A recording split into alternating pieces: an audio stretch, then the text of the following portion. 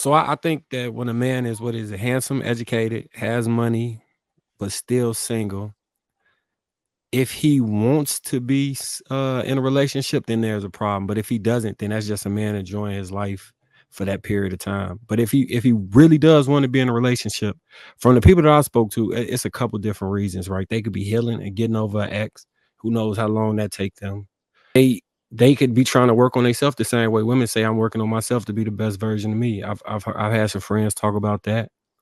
Um, I haven't ran into anybody that at least that's admitted the closet thing that y'all talking about. I would love to see the numbers on this because I feel like it's like 0.1%, 0.001%, but that might just be my bias. I can own that.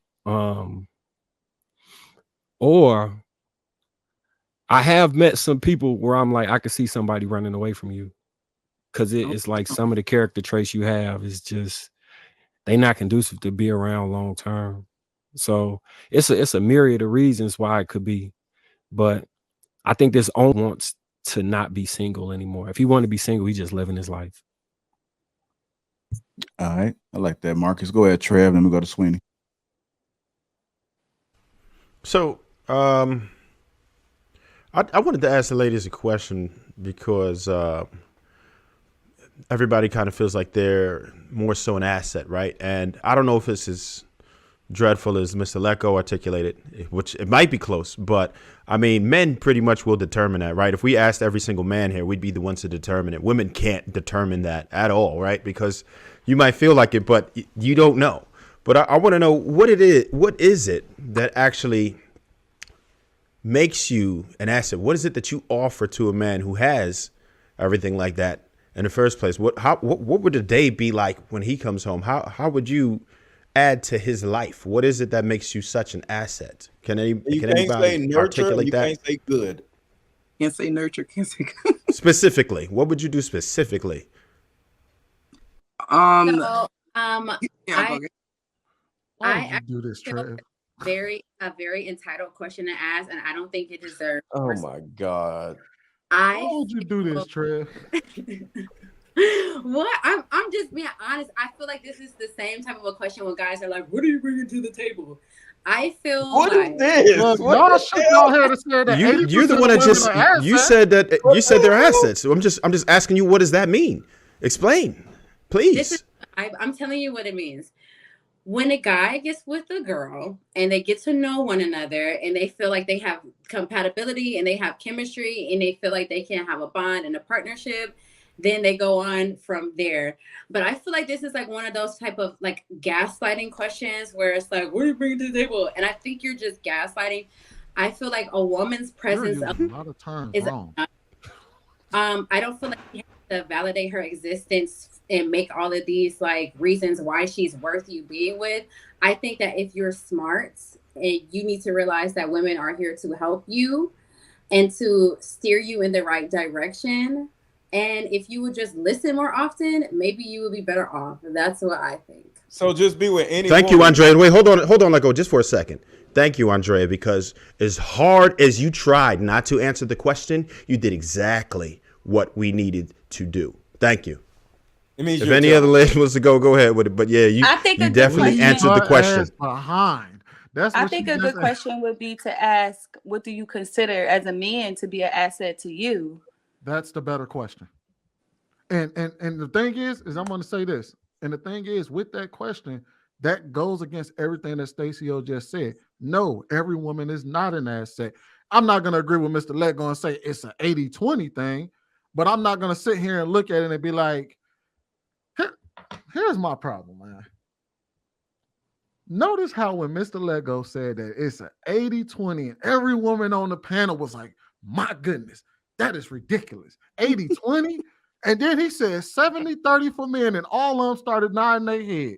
Right. So yeah, I can believe that. And here's my problem with this. On a balance of probability, if 80%, and this is just going off of y'all logic, if 80% of if you believe that 80% of women are assets, you have to believe that 80% of men are assets. You can't look at life through the lens of, well, I believe, because basically what it comes off as is that you're just defending your sex.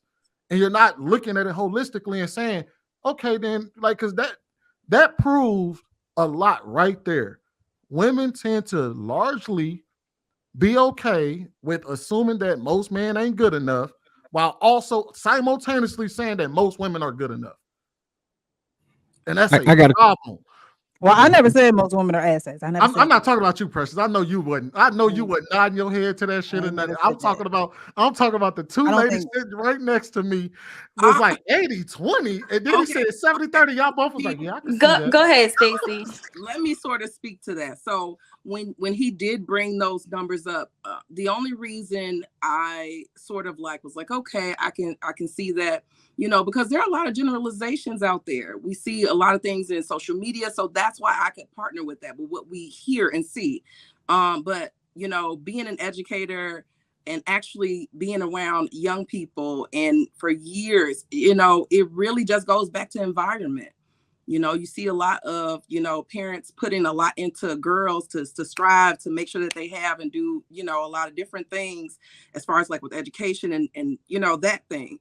But then sometimes with their boys, they're not so hard, you know, they're not so like hard on them with their education and stuff like that. And so they're like, oh yeah, he's just a boy, or he'll get a pat on the back because he's got a little girlfriend and he's talking to this girl and that girl. You know So I you know sort what's of tripped out about that, Stacey?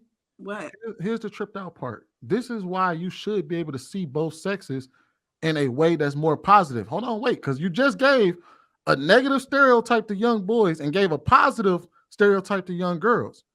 Have you ever noticed that despite the fact that young boys don't get as much invested in them, that they still somehow, some way, turn out to be okay?